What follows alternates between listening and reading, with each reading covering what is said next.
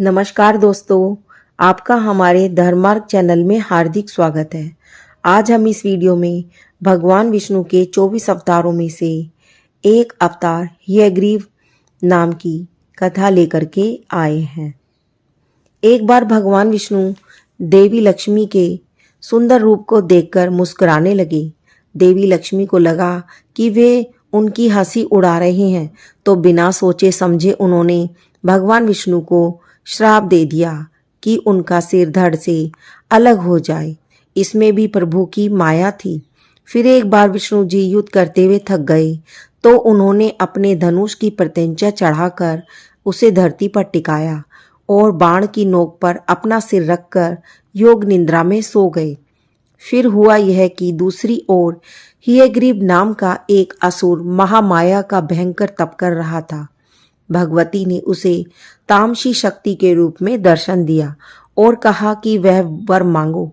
उसने अमरता का वरदान मांगा तो माता ने कहा कि संसार में जिसका जन्म होता है उसे तो मरना ही पड़ता है।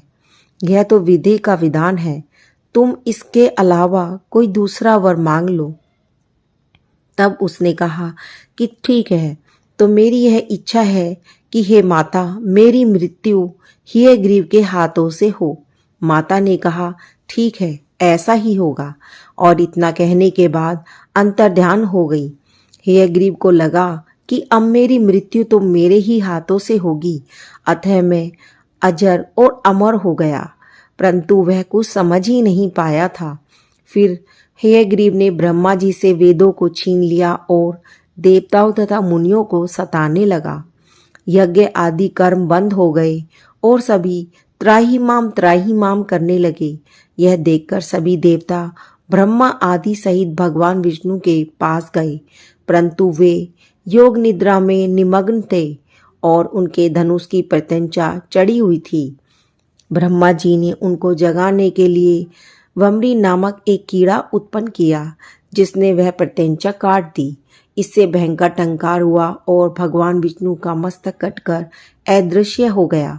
यह देखकर सभी देवता दुखी हो गए और उन्होंने इस संकट के काल में माता भगवती महामाया की स्तुति की। भगवती प्रकट हुई और उन्होंने कहा कि तुम चिंता मत करो, ब्रह्मा जी के एक घोड़े का मस्तक काटकर भगवान के धड़ से जोड़ दें।